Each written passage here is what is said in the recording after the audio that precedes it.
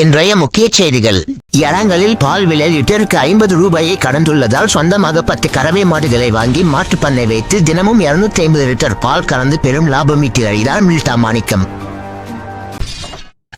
சமையல் செய்த பிறகு பாத்திரங்களை கழுவுவதில் ஏற்பட்ட பிரச்சனையில் மாமியாரை மருமகள் அறிவாளால் வெட்டியது ஜார்ஜப்பூல் அருகே பெரும் பரபரப்பை ஏற்படுத்தியுள்ளது.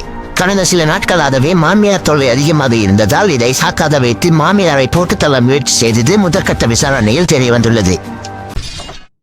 ஃபிளேம் வில்லேஜில் ஏற்பட்ட கொடூரமான தீ விபத்தில் 5க்கும் மேற்பட்ட வீடுகள் எரிந்து நாசமானதால் பிளேயர்கள் ரூட்டடிக்க இடமில்லாமல் தவித்து வருகின்றனர். கட்கா அருகே முன்னால் சென்று கொண்டிருந்த கார் மீது பின்னால் வந்த பைக் மோதியதில் 2 பேர் சம்பவ இடத்திலேயே பலியாகி இருக்கிறார்கள். உயிரிழந்த 2 பேரும் முரட்டு நோபுகள் என்பதால் அப்பகுதியில் பெரும் சோகம் நிலவி வருகிறது.